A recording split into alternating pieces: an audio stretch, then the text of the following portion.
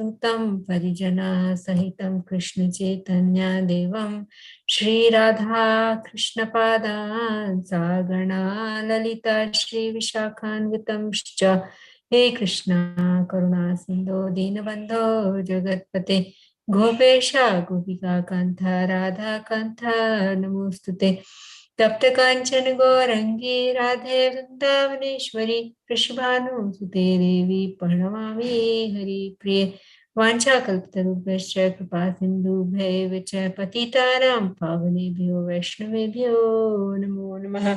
नमो विष्णुपादाय कृष्णपृष्ठाय भूतले श्रीमते भक्तिवेदान्ता स्वामिनिति नामिने नमस्ते सरस्वते देवे गौरवाणी प्रचारिणे निर्विशेष शून्यवादी पाश्चात्यादेशतारिणे जय श्री कृष्ण चैतन्य प्रभु नित्यानंद श्री अद्वैता गदाधर श्रीवासादि गौर भक्तवृंदा हरे Krishna Krishna Krishna Hare Hare Hare Ram Ram Ram Hare Hare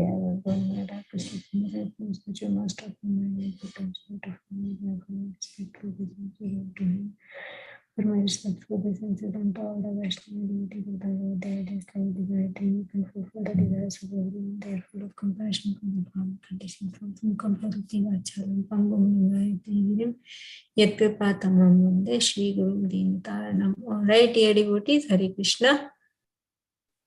So, we will continue our discussion on Bhagavad Gita, chapter 5.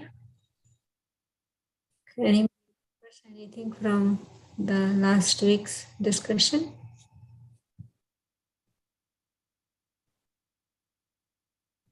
Hare Krishna. Hare Krishna Mataji.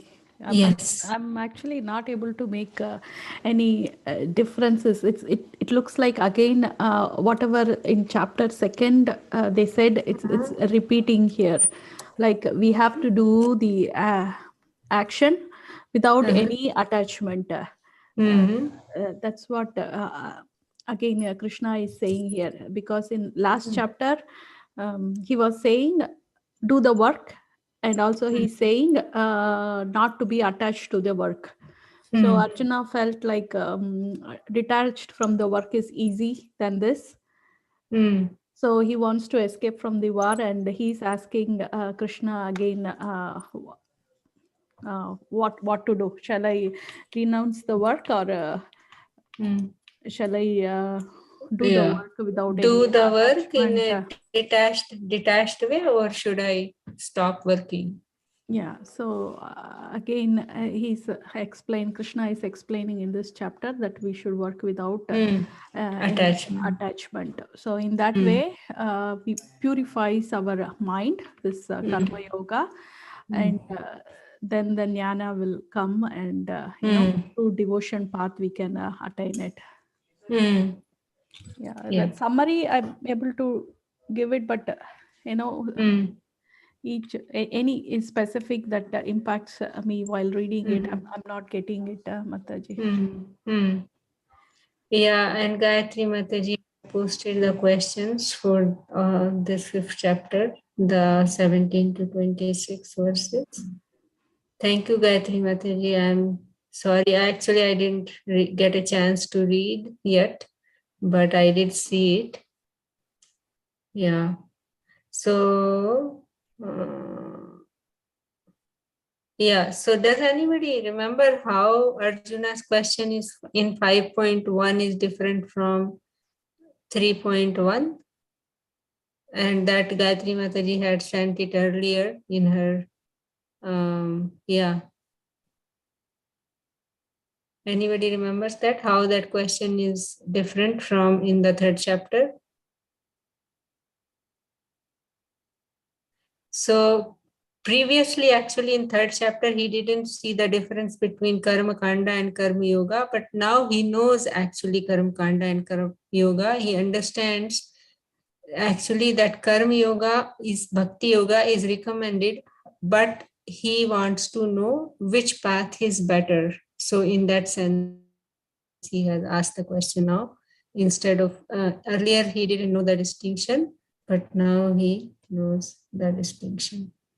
So that was okay. And then last week we discussed about this, how this Nishkam Karma Yoga is working without with detachment or without attachment. And then we heard about the three doers until verse number 16. So we need to start from 17 to 26, liberation through focusing one's consciousness on the super soul. So that is the section is coming up, 17 to 26. Should we continue 17 to 26 now? Yes, Mataji. Anybody has something to add before we continue, please?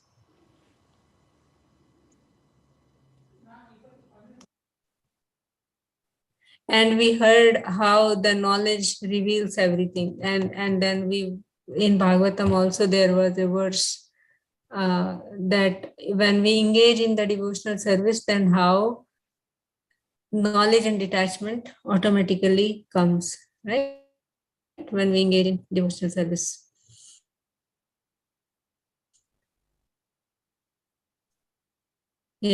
So basically the concept of three doers was the soul and the material nature and the super soul, right? Without the sanction of the super soul, nothing happens.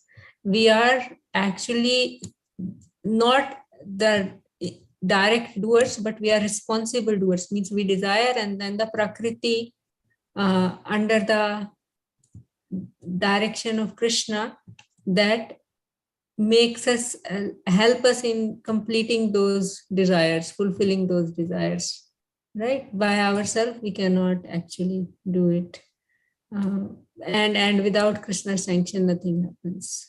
So now, so this section from 17 to 26, in he is going to, Krishna is this is actually focusing on the super soul, basically like meditating on the super soul, because super soul is also one of the, like it's Krishna's expansion, basically partial expansion. So, and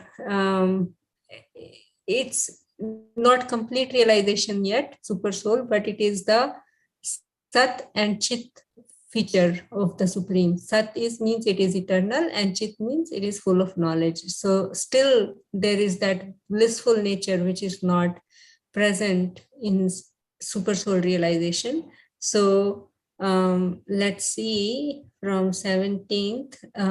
Let me share my screen. 1 second. What happened to others today? Verse number 17. Someone wants to read, and if you know, like, you know what, let us try to read one by one and explain. Someone wants to do that? I can read, Mataji. I don't know if I can explain, but you can try. Yeah. So starting 17th, right, Mataji? 17th.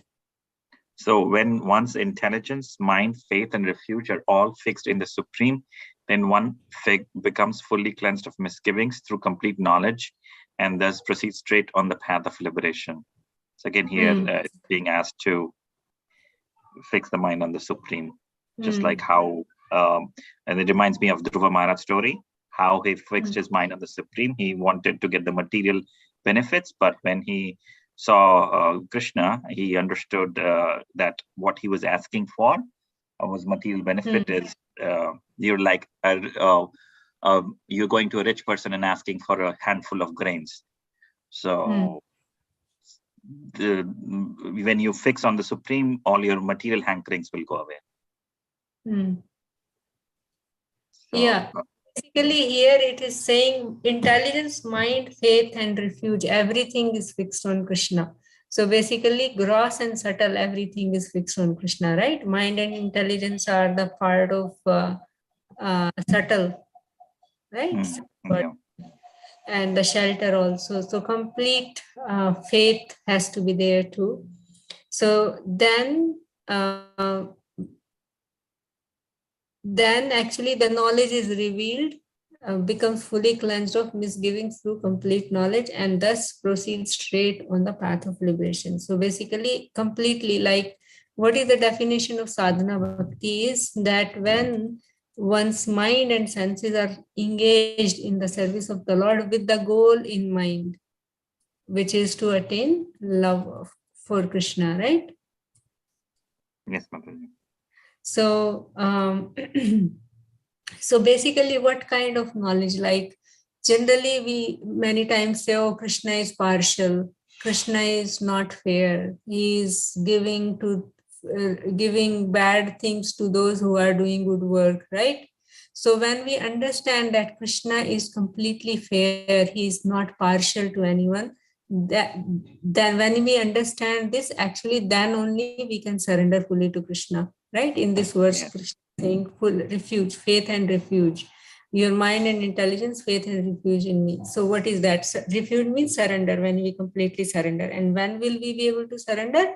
When we understand and when we have full faith that Krishna is fair. Whatever is happening in my life is like that verse of Bhagavatam 10th canto chapter 14 verse number 8. Tattenu kampam susmikshamano gunjane vatam kritam pakam hitvag vapurvirvidaran namaste, right? Then when one take everything happening as one's result of one's own karma and continuing in devotional service by body, heart, and mind and words, then one's rightful claim it is to go back to Krishna, right? So by intelligence, he is convinced that Lord is just, means Lord is fair. Intelligence is that when we understand that Krishna is fully fair, and then Atma, mind means fixing the mind, means that Lord's quality of fairness, right? Fixes his mind on Lord's quality of fairness, and then faith in Lord and makes him his only goal. That is the faith that my only goal is Krishna. Like that verse Prabhupada quotes in 2.41. What is that? Sharda Shabde Vishwas Kare Sudrid Nishchaya Krishna Bhakti Kaile Sarv Karma Krit Haya, means that faith means when we understand that if I engage in devotional service for, then actually everything will be attained. Completely surrenders to the Lord. The last part means that one, refuge means complete surrender to the Lord. So when this knowledge is used to focus on the super soul, then one can act in transcendental way. Yeah. So now what happens then? What does one see when one gets such knowledge? Krishna described in 17. So verse number 18. Someone? Yeah, Mataji. The humble sages, by virtue of true knowledge, will see with equal vision a learned and gentle Brahman, a cow, an elephant, a dog, and a dog eater outcast. So again, so when we see with when we are completely fixed on the Supreme, then then that person comes on the platform of Uttama Adhikari, right? He's seeing everybody with an equal vision, and it becomes I think a Paramahansa also, Mataji. What, Prabhu? Say that. They become a Paramahansa. Who, when they see everybody equally? Yeah, everybody. Yeah. Yeah, but then if they have to preach, they have to come to the level of Level of Madhyama Madhyamadi. Adhikari. Yeah, they have to distinguish. Yeah. Because otherwise, the Mahabhagavata, they see everybody as devotee, because there is super soul and the soul in each living entity. Yeah. Yeah. Yeah. So basically, the bodies actually, Krishna, even though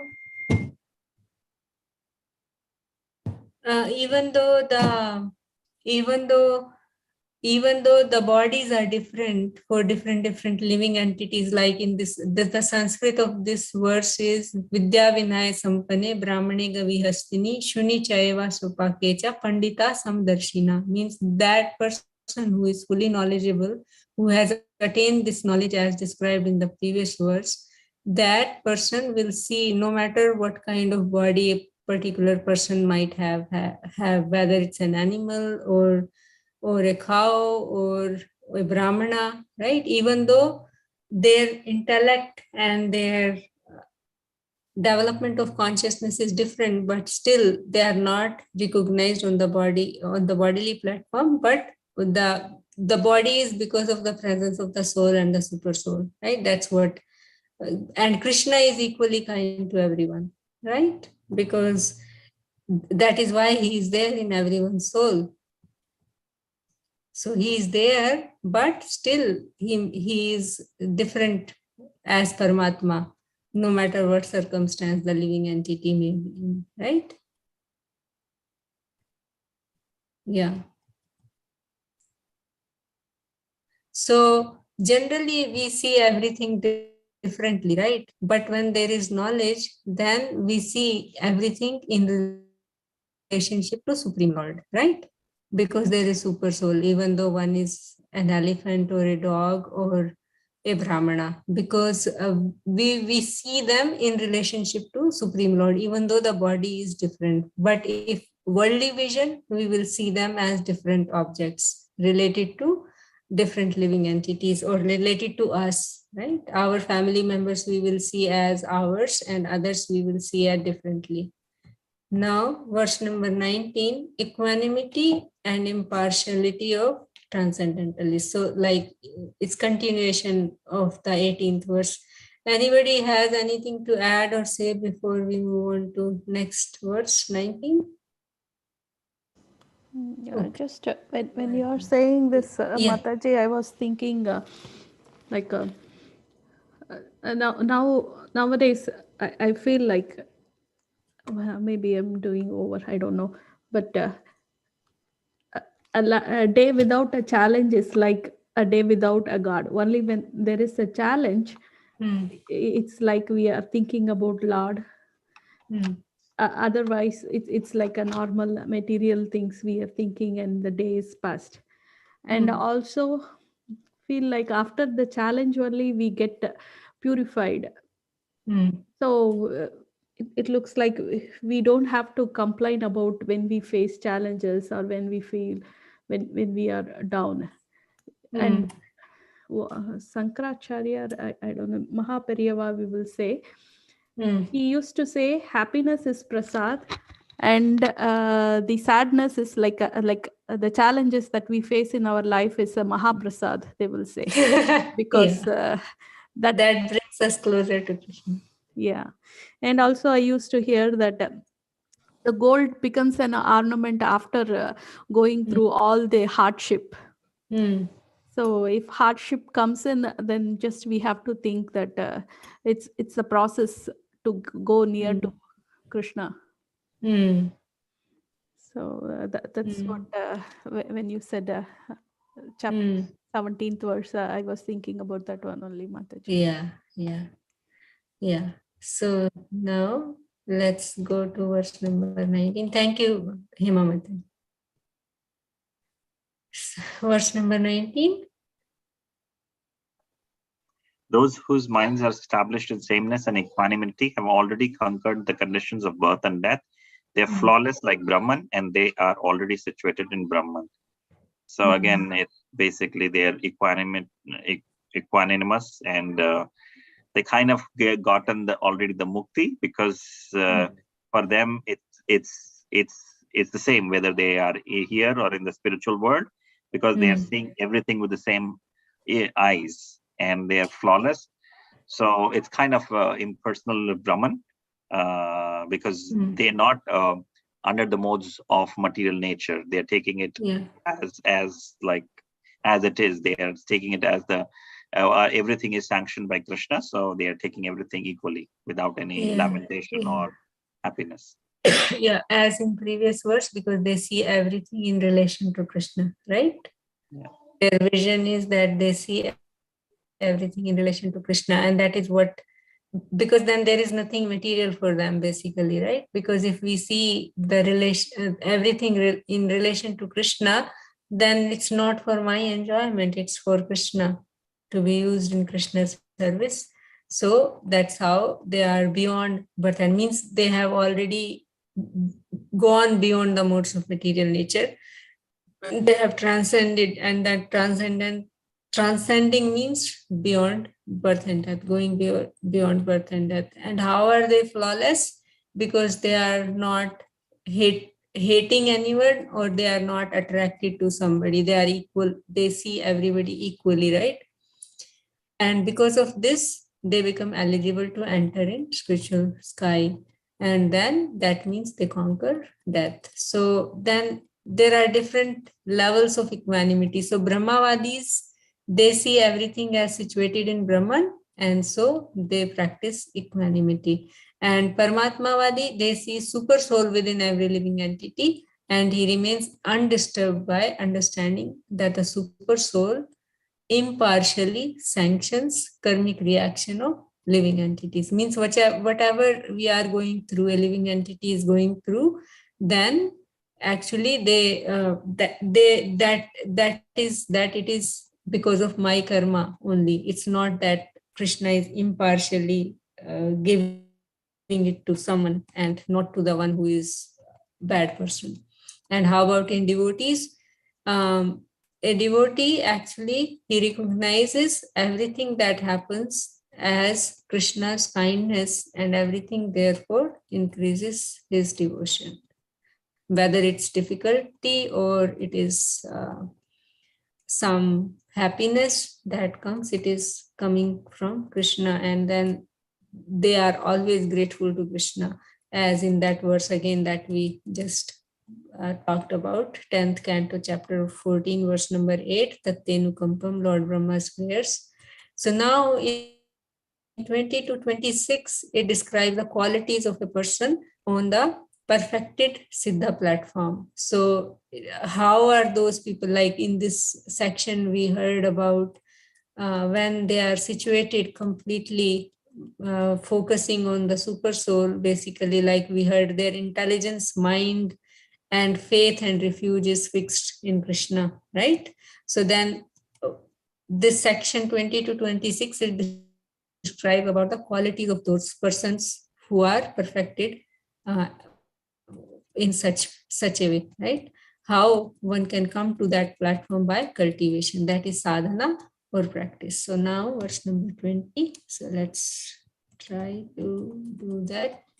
Okay, I can read maybe, or someone else want to read.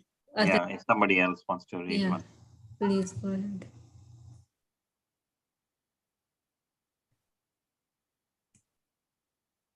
Okay, so if not, then we can continue. A person who neither rejoices upon achieving something pleasant, nor laments upon obtaining something unpleasant, who is self-intelligent, who is unbewildered, and who knows the science of God, is already situated in transcendence. So, how does one stay equipoised? Like here it is describing that his intellect is fixed in his Atma, means in his soul rather than body, right? They are looking at as we are eternal spirit souls, not this body. And he is not bewildered by identifying the eternal Atma with the temporary body. That is how, right? Equanimity makes one imperturbable, means not disturbed. He does not become like happy and distressed because of the external situation, because of something unpleasant, and because of and they are not bewildered at all. So we have to practice, right? Yeah. So in this one, that is what one is not deviated by the external circumstances, because they know the science of God, and they are already, like in the previous verses we heard, that because they see everything in relation to Krishna, and they have transcended birth and death, right? So that is why they won't get disturbed, because they understand we are not this body but spirit soul. So verse number 21, such a liberated person is not attracted to material sense pleasure, but is always in trance, enjoying the pleasure within. In this way, the self-realized person enjoys unlimited happiness, for he concentrates on the Supreme. So concentration on the Supreme means unlimited happiness and the pleasure within. So remember that higher taste verse in second chapter, verse number 15. Neha Brikama. When was it? Vishya Vijayavinavartam. Niraharsha Dehina Rasopyasya Paramdrishtva Nivartate. So, meaning we may a diseased a person who is like having some disease or something, they may abstain from eating certain foods, but the taste still remains. But if one has developed higher taste for something, then those lower taste things can be given up very easily, right? So this person that who is situated in complete understanding of themselves and the Lord, then what happens is that for them they are having happiness within in the Atma, and they are not disturbed by, because they are fully concentrating on the Supreme Lord. They are always connected with the Supreme Lord, and because Krishna is what? Rasovai Saha, full of all the rasas, and he is always fully blissful. So whatever we associate with, we become like that. So then next verse 22, Krishna is going to describe how to give up material pleasures, right? So someone wants to read? And I can read, Mataji. okay. An intelligent person does not take part in the sources of misery, which are due to contact with the material senses. O son of Kunti, such pleasures have a beginning and an end, so the wise man does not delight in them. So it's again talking about that person who is at that platform where they see everything equal, and they're given up all this material sense pleasure, right? For they're not indulging in the pleasure of the senses, because they understand this material pleasure has a beginning and an end. Like if we think of buying a new car, we might get happiness for 1 day, 2 days, 1 month, but then again it's short-lived. Everything material, that pleasure is short-lived. But if we have the higher taste, the spiritual pleasure, that pleasure always stays in our heart as long as we keep practicing our spiritual growth and practices. Yeah. For example, just like a child, when they get so many toys, right? So initially when they get the toy first time, for 2-3 days they play with that particular toy, and then they want another one because they get bored. But like we all have seen, when these children, they do kirtan with the musical instruments and all, they never get bored with it. It goes on until long time and until they grow up and all, right? So actually sense gratification here is described as misery, right? So how is the sense gratification misery? Is why is it that sense gratification is the source of misery? Because it distracts us from something, distract us to something which is external, because it takes us away from our internal real thing, and it is temporary. It creates bondage. We get attached to the things, and then we become angry if we don't get it, as in second chapter Krishna described in verse number 62-3, kind of, right? So many seeds of desire gets created, right? And then one has to take rebirth again and remain in material world, and these things are very insignificant, which we get attached to, and they are relative, right? Meaning it's always relative, comparison and relative to, okay, just like darkness cannot exist if there is no light, right? because opposite of light is darkness. So just like that, it is always relative and it's not natural. Our natural situation, natural condition is to serve the Supreme Lord. And if we don't do that, then we are always going to be miserable, right? Just like Srila Prabhupada always give example of a fish out of water, even though if you give her a bungalow and glasses and air condition and everything, she is not even going to survive. Yeah.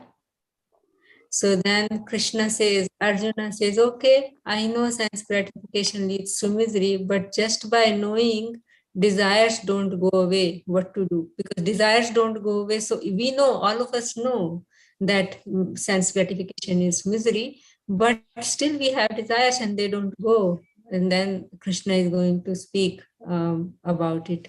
So verse number 23, before giving up this present body, if one is able to tolerate the urges of material senses and check the force of desire and anger, he is well situated and is happy in this world. So this tolerate, remember in second chapter where Krishna told tolerate?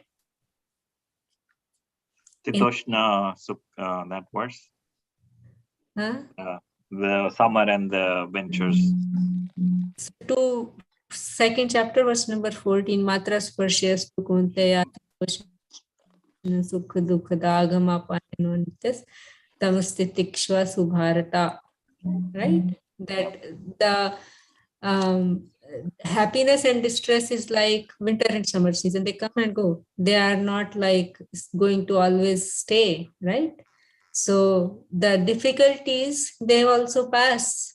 So what should we do? We should tolerate. That is what Krishna told Arjuna, to tolerate.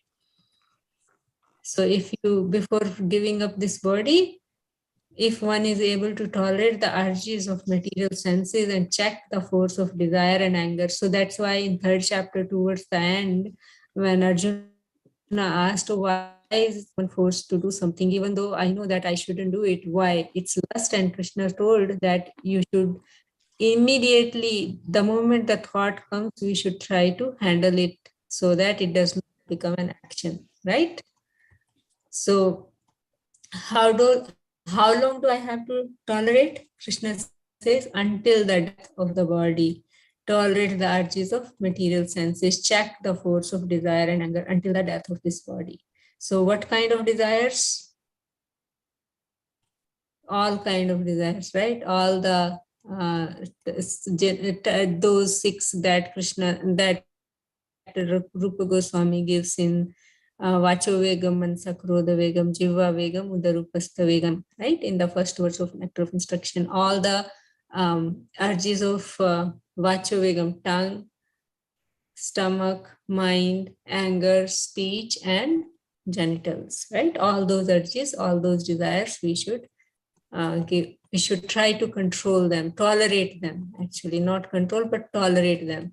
So meaning desires will be there, but we shouldn't act on them because of having this higher understanding and knowledge, right? We should try to dovetail those desires. Just like, for example, if I like to eat something very tasty, some particular kind of dish, so what I can do, I can make it and offer it to Krishna to make it in a prasad, and it is going to actually satisfy my in a transcendental way. But So yeah, still, so we should. Huh? still we will feel like anyway Krishna, the prasad remains same, right, Mataji? We are going to eat it. Giving up the taste is so hard, Mataji. Yeah, but no. But what will happen is like in Krishna himself described in third chapter, that verse number 19th, I think. No, not 19, 11, I think, where Krishna told that those who eat, who cook for their pleasure and eat it without offering, they eat sin. But if we offer to Krishna, then it becomes prasad. So that prasad has, and the purport Srila Prabhupada described that prasad has a tendency to remove our, like then slowly, gradually what will happen is our desire will become actually to make it for Krishna, slowly and gradually. When we do it properly, if we nicely offer it to Krishna and then honor it nicely as mercy of Krishna, then what happens is ultimately then our desire for having that tasty thing will go away, and my desire will become, oh, I just want to cook it for Krishna. And then really it happens. I mean, believe me or not, it does happen. Okay, Mataji, here I see what you are saying, but yeah, I need to practice. Yeah, it takes time. We just have to practice, right? So this is something like that higher taste develops. As we practice, then higher taste develops. Okay, Mataji. Once we get this higher taste in Krishna consciousness, that those lower taste of enjoying this taste of tongue will go away.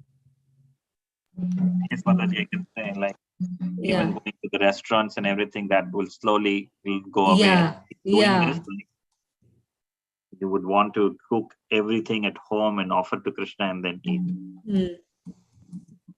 Yeah. Okay, yes, Mataji. Yeah. So then, pleasure of self-realization is the way to conquer urges. So means how do we conquer urges? So in this one, verse number 23, Krishna described that we have to tolerate, right? So now he's going to describe so that this urges, they can be controlled by the desire for self-realization. When we get that taste in self-realization, then this urges can be conquered. So verse number 24, one whose happiness is within, who is active and rejoices within, and whose aim is inward is actually the perfect mystic. He is liberated in the Supreme, and ultimately he attains the Supreme. So, yeah. So ultimately he attains the Supreme. So actually speaking, unless we are experiencing inner happiness, we cannot give up external allurements. So that inner happiness is very important. And how will that happen? I remember in 4th chapter also there is that verse, I'm forgetting, I think verse number 22, where Krishna, let me pull up that verse. 1 second.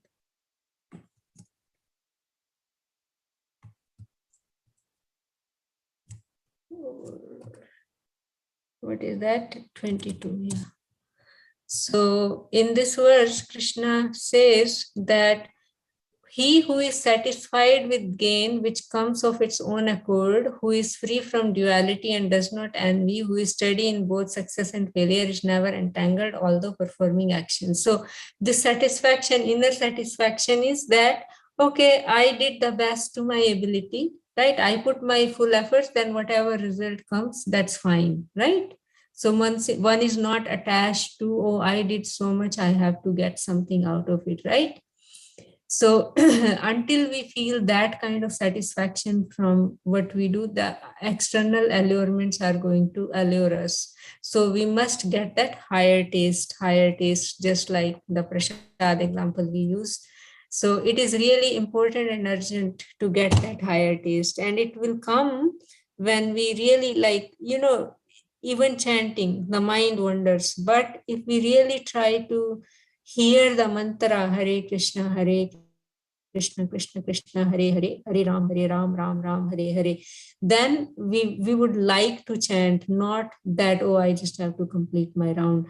And also about hearing, if we really hear Krishna Katha for, even it doesn't have to be hours and hours, it can be just 10 minutes, but we'll full focus. If we hear, our heart gets attracted to Krishna and we want to hear more and more. So then there is no time for doing nonsense, right? So it's urgent that we get the taste for hearing, chanting, association of devotees, and Srimad Bhagavatam, all these processes of devotional service.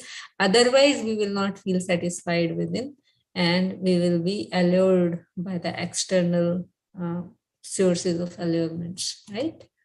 So then in verse number 25, those who are, somebody has something to say or add before we move? So let's try. Hey. Yeah, go ahead.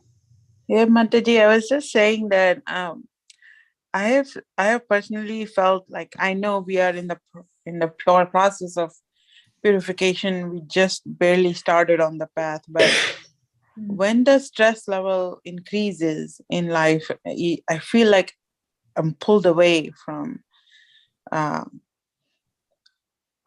practicing what we are supposed to be practicing. Oh, It's meaning like, when yeah, you stay calm and quiet and don't fluctuate with emotions as much. But I do see when the stress level or the challenges are high, you definitely do fluctuate far away from what yeah, you're because supposed we are still practicing, Mataji. It will come slowly. We have to have some patience, right? So it will come.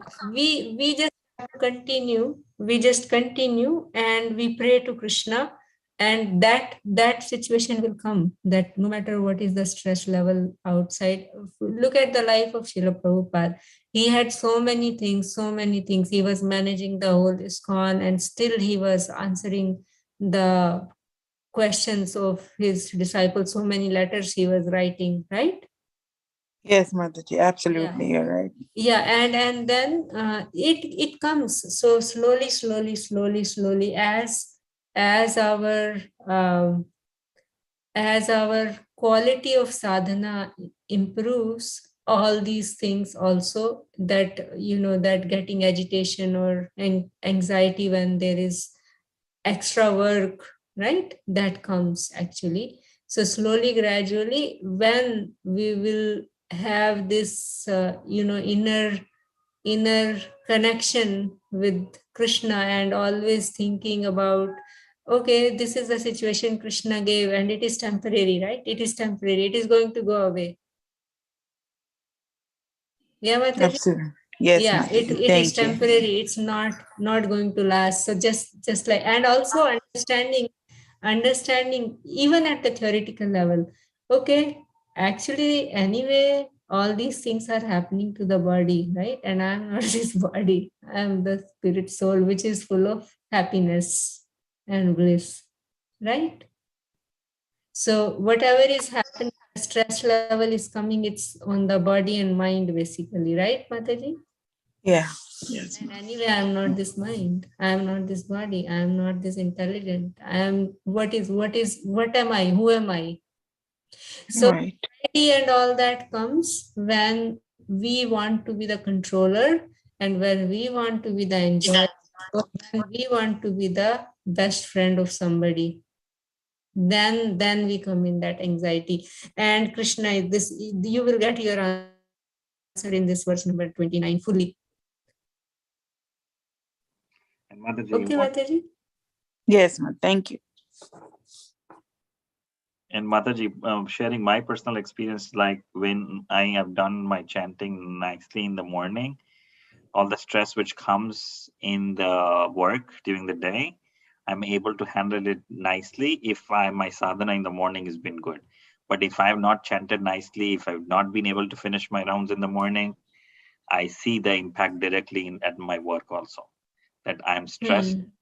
It's I am not my calm usual, which I'm after chanting nicely. It's like I become calm. I understand that part, but if not, then I sometimes get that agitation comes back. Absolutely true, Babaji. I was remembering that moment when I was reading Prabhupada's Leelamrita book, and it's so beautifully Manjari Mataji said that is it's like so real. It's just like our lives and what he went through when there was no hope. I mean, I turn around and say, well, my situation is not that hopeless, but at least if Prabhupada can do it, then it was like a constant reminder and was giving strength. And of course, it has been a while. And when you move on, and I guess that's why it is so important for us to keep reading the books to some level. Yeah. It constantly reminds us at our position and the strength that we can get from that reminding. Constant So reminder. A, B, C, D, Mataji. Remember A, B, C, D. A is association, B is reading Srila Prabhupada's books. C is chanting Hare Krishna Mahamantra. D is the diet, prasadam. Yes, Mataji. And also devotee association. Yeah. So verse 25, those who are beyond the dualities that arise from doubts. What kind of doubt? Oh, Krishna is fair or he is not fair, right? That kind of doubt. Oh, Krishna is not just, that kind of doubt, whose minds are engaged within, who are always busy working, so very important, who are always busy working for the welfare of all living beings and who are free from all sins, achieve liberation in the Supreme. So highest kind of welfare means how we can give somebody that Krishna consciousness, because that's the ultimate benefit, right? So then one is, so what is that? Beyond dualities that arise from doubts of that Krishna is just or Krishna is not just. Mind is engaged within. Always the mind is thinking about our, how can I serve Krishna better? How can I do the best welfare work for others best, right?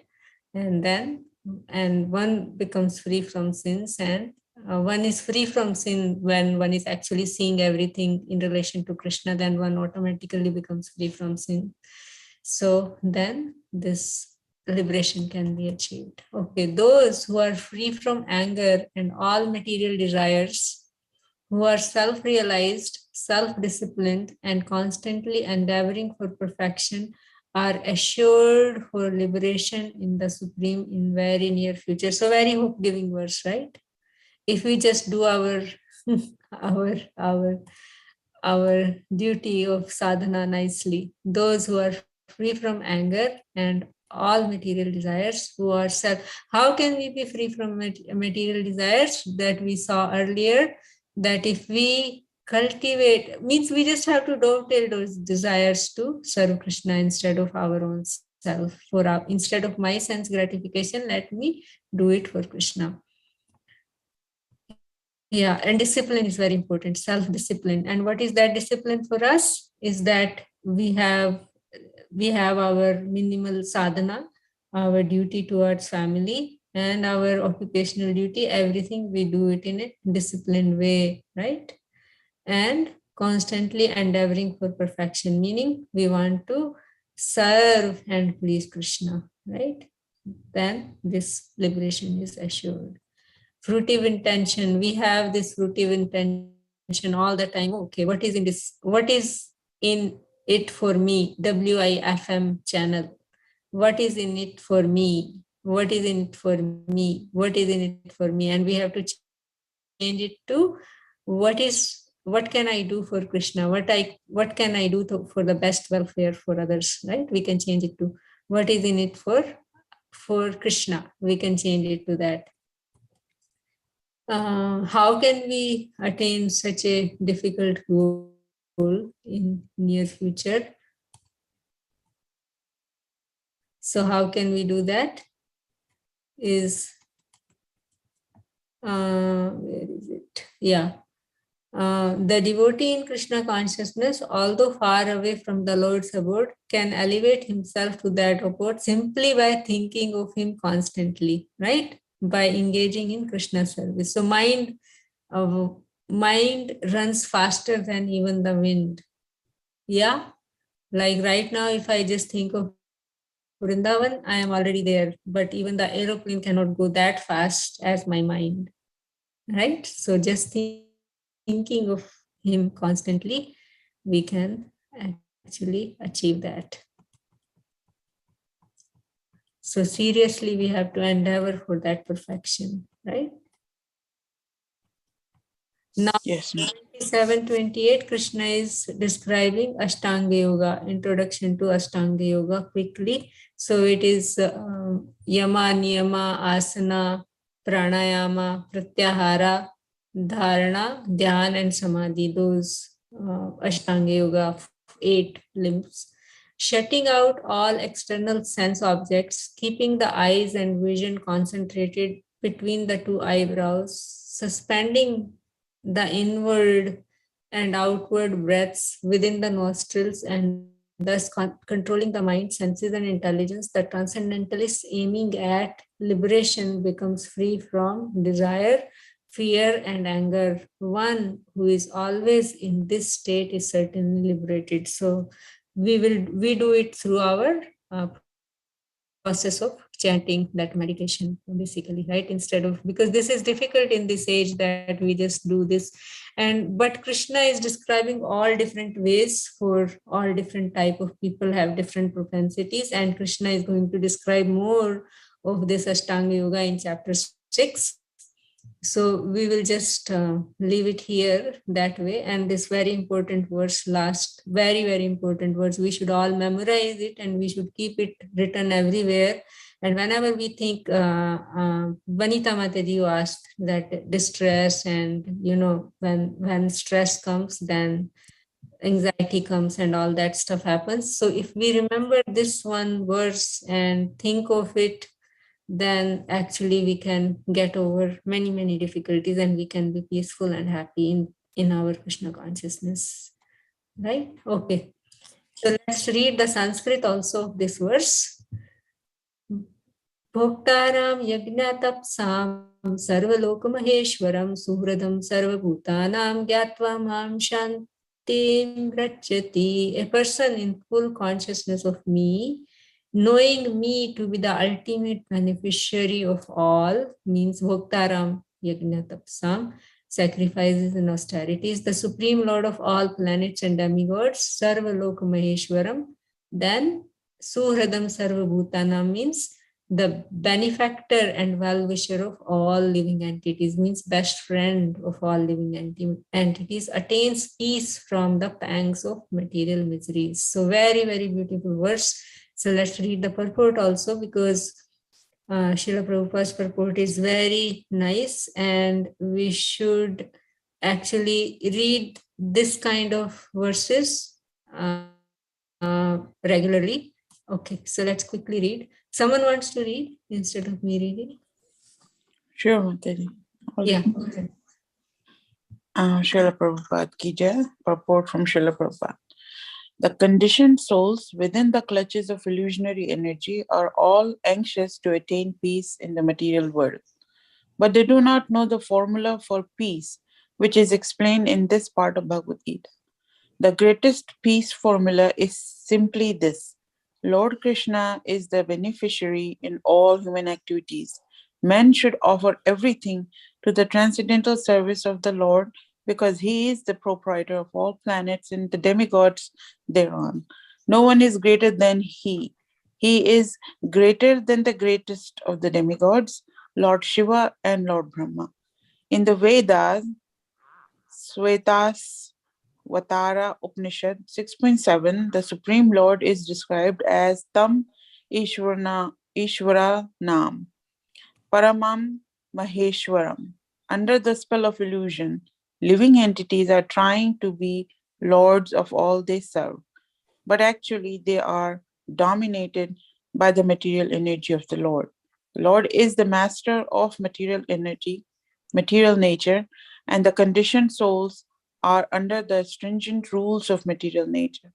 Unless one understands these bare facts, it is not possible to achieve peace in the world, either individually or collectively. This is the sense of Krishna consciousness. Lord Krishna is the supreme predominator, and all living entities, including the great demigods, are his subordinates. One can attain perfect peace only in complete Krishna consciousness. The 5th chapter is a practical explanation of Krishna consciousness, generally known as Karma Yoga. The question of mental speculation as to how Karma Yoga can give liberation is answered herewith. To work in Krishna consciousness is to work with complete knowledge of the Lord as a pre-denominator. Such work is not different from transcendental knowledge. Direct Krishna consciousness is Bhakti Yoga, and the Jnana Yoga is the path leading to Bhakti Yoga. Krishna consciousness means to work in full knowledge of one's relationship with the Supreme Absolute. And the perfection of this consciousness is full knowledge of Krishna. or the Supreme Personality of God. A pure soul is the eternal servant of God and his fragmental part and parcel. He comes into contact with Maya, which is illusion, due to the desire to lord it over Maya, and that is the cause of his many sufferings. As long as he is in contact with matter, he has to execute work in terms of material necessities.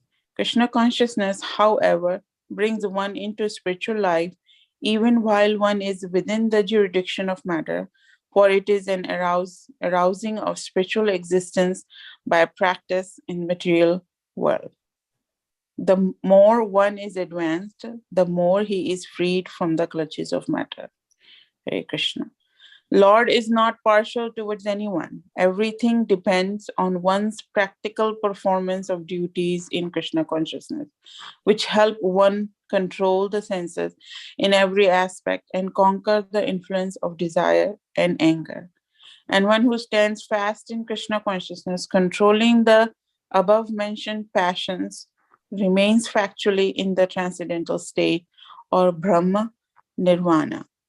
The eightfold yoga mysticism is automatically practiced in Krishna consciousness because the ultimate purpose is served.